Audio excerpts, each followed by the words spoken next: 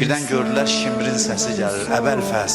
Eşitməməzliyə vurur özünü, xəcalətdən yer axtarır özünə. Getdi, çəkildi xeyməsinə. Deyirlər Əli Əkbəri göndərdi İmam Hüseyin. Dedi, atam deyir, get gör nə deyir. Getdi, Şimr dedi, sənə amannamə gətirmişəm. Sən azadsan, gedə bilərsən. Deyir, götürdü amannaməni, cırdı, atdı yerə, əllərin qurusun, ay Şimr. Sənə də lənət olsun bu amannaməni yazana da. Deyirsən ki, biz Fatimənin oğlunu tərk eləyib, lənət olunmuşlara qoşulaq. Dedi, ey piri mücəvvir, itiribsən özüvi, mərifət yoxdur tutub pərdeyi qəflət gözüvi, deyilən müştəri bu sözlərə qurtar sözüvi, üməvilər ola bilməz hədəfi aliyədə, sənə də lənət, amannamə yazan valiyədə.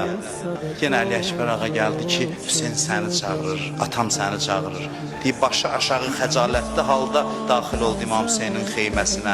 Heç kimi qardaş utandırmaq bizə adət deyil. Fikrin olsa getməyə Zeynəb də narahat deyil. Deyib, başını aşağı saldı, ədəbdən heç nə demədi. Yavaş-yavaş çıxdı xeymədən. Sərbəsər murəqlərimdə Mürtəzanın qanı var. Eşqüz ilə qətrə-qətrə qanımın cəryanı var. Dərdiməndəm dərgahuzda dərdimin dərmanı var. Döyüş papağın açdı qoydu yerə, qılıncın açdı qoydu yerə, ayaqlarından çarıqlarını çıxartdı, ayaqyalın baş açıq, çöndü İmam Hüseynə baxdı. Dedi, Hüseyin elə bilmə başqa qapıya gedirəm. Gedirəm Nəcəfə atam Əlinin qapısına. Gedirəm deyəm ki, ağam qovladı məni.